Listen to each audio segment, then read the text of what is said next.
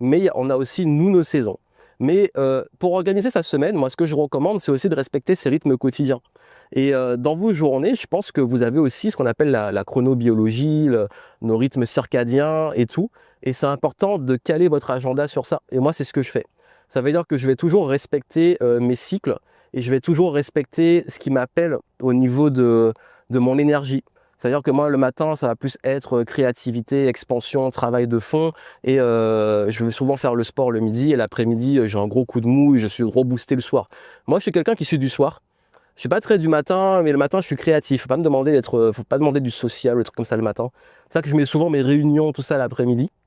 Là, justement, on est en fin de matinée, donc j'ai fait le gros de mon travail et je vais pouvoir filmer l'interview. Donc c'est un bon timing pour moi, comme ça on va pouvoir aussi manger ensemble tranquillement. Mais c'est aussi de trouver votre flow, et ça je l'enseigne dans Flowtasking, si vous voulez le mettre en place, et de façon beaucoup plus poussée. Mais il faut comprendre vos cycles et adapter votre agenda à ça, plutôt que de vous suradapter à un modèle qui n'est pas le vôtre. Et ça je sais que c'est dur, par exemple, pour les salariés. Vous n'avez pas le choix quand vous êtes salarié. Il n'y a pas le choix de se mettre dans ces cycles-là, il n'y a pas le choix de respecter, mais bon, peut-être que si vous avez un peu plus de flexibilité sur le type de tâche, vous pouvez le prendre en compte. Donc ça, c'est aussi un point qui peut faire la différence.